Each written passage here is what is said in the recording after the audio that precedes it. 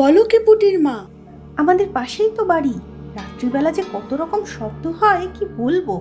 ছেলেটা তো শুনেছি বাইরে কোথাও চাকরি করত, ফিরে এসেছে এই কয়েক মাস হলো। এই কয়েক মাস তো ঘরেই বসে থাকতো, খুব একটা বেরোতেও দেখিনি। হঠাৎ কয়েকদিন ধরে কত যে কি হচ্ছে কি বলবো তোমাকে। কোনো অশৈলী কাণ্ড নাকি গো? কি যে বলি, ঘরে ছেলে মেয়ে নিয়ে ঘর করি, ভয় তো লাগেই বলো। ছেলেটা কি করে বলো তো? সারাদিনই তো এদিক ওদিক ঘুরে বেড়ায় দেখি। রাত হলেই কি সব আওয়াজ শুরু হয়, অদ্ভুত সব আওয়াজ। আমার তো শুনেই কেমন ভয় করছে গো। কোনো কুকর্ম করে না তো?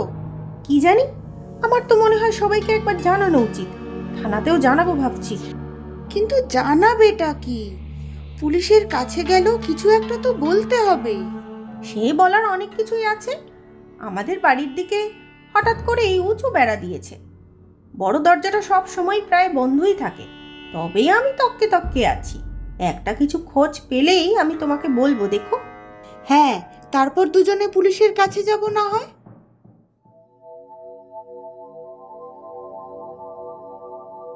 হে বাবা, একটাও রিক্সা নেই। আরে কাকু, তুমি কেমন আছো? ভালোই আছি। তা তোর কি খবর? যবে থেকে এসেছিস তবে থেকে তো তোর টিকিটিও দেখতে পাইনি। ওই একটু কাজে ব্যস্ত ছিলাম। বাবা, কোন রাজকার্য করছিস? তোর বাবাকেও তো আর দেখি না, বেরোয় না নাকি একদম? বয়স হলে যা হয়, ব্যথা বেদনা লেগেই আছে। হুম, তা যা বলেছিস। তুমি এই অবেলায় কোথাও যাবে নাকি? একটু হাড়ু ডাক্তারের কাছে যেতাম, হাঁটুর ব্যথাটা বড় ভোগাচ্ছে। কিন্তু একটা রিক্সাও নেই। হাঁটুর ব্যথা নিয়ে অত দূর তো আর হেঁটে যেতে পারবো না।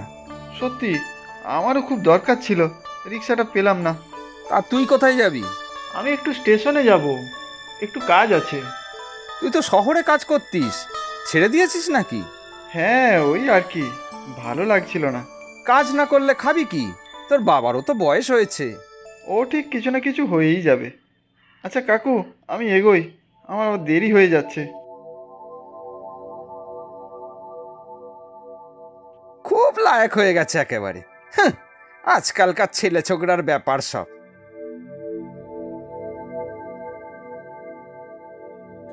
কখন থেকে দাঁড়িয়ে আছি, কোথায় থাকিস তোরা? একই হাঁটুর ব্যথা। চল চল, হাড়ু ডাক্তারের কাছে যাব। খবরটা শুনেছো? আবার কি হলো? সারাদিন তো খবরের কাগজে মুখ গুজে থাকো, আসল খবর তো কিছুই জানো না। কি হয়েছেটা কি? ওই যে মাধবদার ছেলে কয়েকদিন হলো ফিরেছে গ্রামে। কার কথা বলছো? দীপক? আজই তো দেখা হলো সকালে। তোমার কিছু সন্দেহ হয়নি? সন্দেহ মানে না, তেমন কিছু না তো। তবে উফ, কিছুই কি তোমার চোখে পড়ে না? পুটির মা তো বললো যা সব কাণ্ড ঘটছে। মানে? আরে ওই দীপক কয়েক মাস হলো তো গ্রামে ফিরেছে, এসে নিজের বাড়ির চারপাশে উঁচু করে বেড়া দিয়ে দিয়েছে। কেন? সেইটাই তো প্রশ্ন। নিশ্চয়ই কোনো কুকর্ম করে, না হলে সবার থেকে লুকানোর কি আছে? কুকর্ম? কি করে? সেইটাই তো জানতে হবে। পুটির মায়ের তো ওদের পাশেই বাড়ি, বললো সারা রাত ধরে কি সব অদ্ভুত শব্দ হয়। বলো কি? তবে আর বলছি কি, চুরি ডাকাতির মতলব আছে না তো, নাকি অন্য কোনো দুষ্কর্ম? তাহলে তো বড়ই মুশকিল হলো। সকালে মনে হলো কেমন জানি এড়িয়ে যেতে চাইছে। অনেকবার জিজ্ঞাসা করলাম কাজকর্ম কি করছিস, উত্তরই দিল না। তাহলেই বোঝো এড়িয়ে যাচ্ছে, কারণ নিশ্চয়ই কোনো 2 নম্বরই ব্যাপার আছে। শহরের চাকরি নাকি ছেড়ে দিয়ে চলে এসেছে। এই বাজারে চাকরি ছেড়ে এসে বসে আছে মানে বুঝতে পারছো, অন্য কোনো সংস্থান নিশ্চয়ই আছে। সমাজ বিরোধী কাজকর্ম, বুঝলে? সমাজ বিরোধী কাজকর্ম।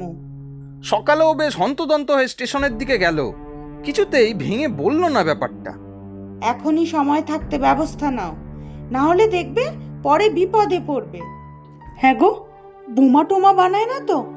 না হলে অত বড় উঁচু বেড়ার দরকার কি? কি জানি বাবা, এসব শুনে তো বেশ ভয়ই করছে আমার। সময় থাকতে ব্যবস্থা নাও। আমি না হয় কাল পুটির মায়ের সাথে আরেকবার কথা বলবো, দেখি যদি কোনো খবর পাই। না না, আমি কালই গ্রামের সবার সাথে কথা বলবো। এসব সমাজবিরোধী কারবার গ্রামের ভিতরে তো আর চলতে দেওয়া যায় না। আর বলো না দিদি, কাল রাতে কি কাণ্ড! কেন গো, কি হলো? সন্ধ্যাবেলাতেই দেখি কয়েকজন এই পাশের বাড়িতে এসে উপস্থিত, ধীরে ধীরে গেট খুলে ঢুকে গেল। বলো কি, কারা এরা? কি জানি কারা, সন্ধে হয় তখন, ভালো করে মুখগুলো দেখতে পাইনি। বাচ্চা পাচার করছে না তো? এসব কি হচ্ছে গো আমাদের গ্রামে? শান্তিতে থাকি এত বছর ধরে, এবার কোন বিপদ অপেক্ষা করছে কে জানে। পুলিশি ঝামেলায় আবার না পড়তে হয়।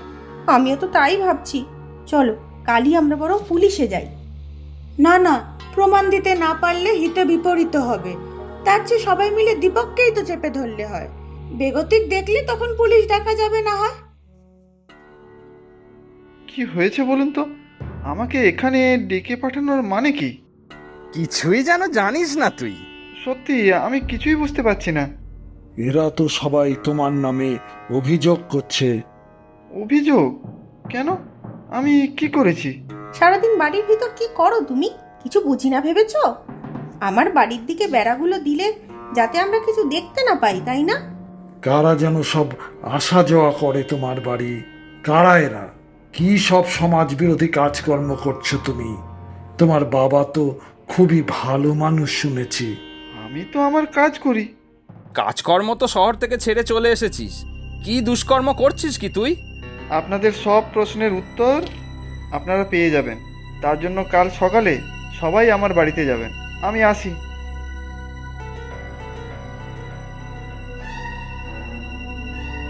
কাল ডাকলো কেন সবাইকে?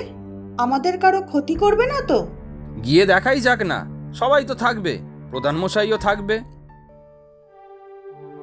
এত বড় চৌবাচ্চা কেন? সত্যিই তো, এ তো বিশাল বড় চৌবাচ্চা।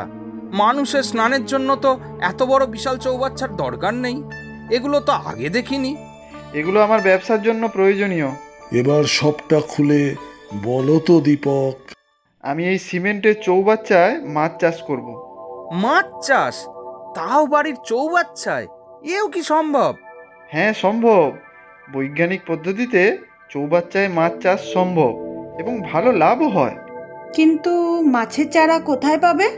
আমি বাইরের রাজ্য থেকে মাছের চারা আনাবো। অর্ডার দেওয়াই আছে, কাল পরশুই এসে পড়বে।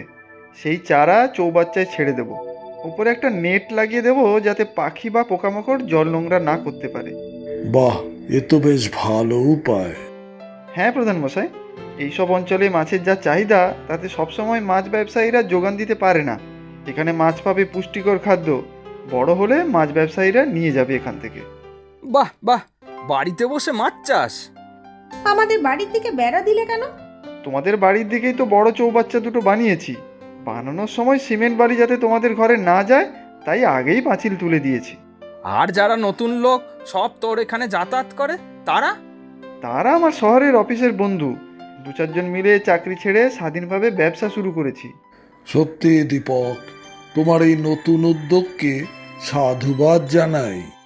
ব্যবসাটা ঠিকঠাক চললে গ্রামের কিছু ছেলেমেয়েরও কাজেরও সংস্থান হবে। অন্যরাও এভাবে মাছের চাষ করতে পারবে। সত্যি কিছু না জেনে কি সব ভুলভাল কথা ভেবেছি তোর সম্পর্কে।